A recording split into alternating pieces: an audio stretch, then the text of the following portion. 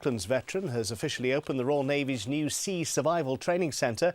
The state-of-the-art facility replaces a rather run-down building at Horsea Island in Portsmouth.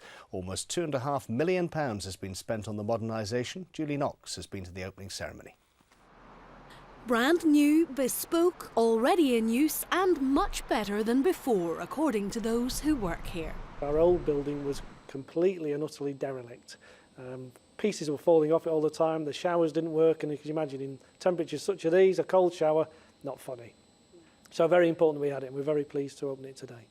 Doing the honours was someone who knows a thing or two about survival.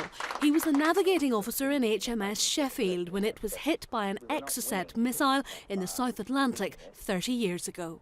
I was 27, was my first war, and it was a pretty traumatic time because you're never quite sure, I'm sure all our service listeners would feel this, how you're going to behave the first time.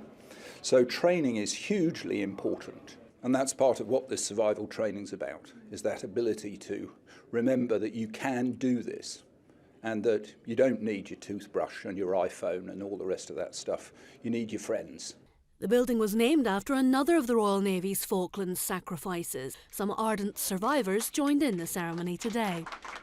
Then it was time for a demo of what goes on at the school, through which every ocean-going service person and embarked civilian passes before sea deployments and for refresher courses. The abandoned ship drill of rushed dressing in the dry suit is often done to music to jolly up the victims and ease the pain of what's to come.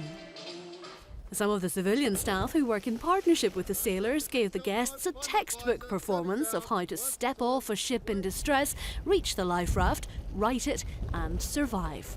The buildings cost £2.4 million to put up, but its proximity to the training water here is absolutely fantastic. It's not fancy, but it does have more mod cons than the Royal Navy was used to before here, something that 10,000 people who pass through each year on survival training will certainly appreciate. One of those mod cons is a hot shower, which I think these guys are looking forward to. Julie Knox, Forces News, Portsmouth.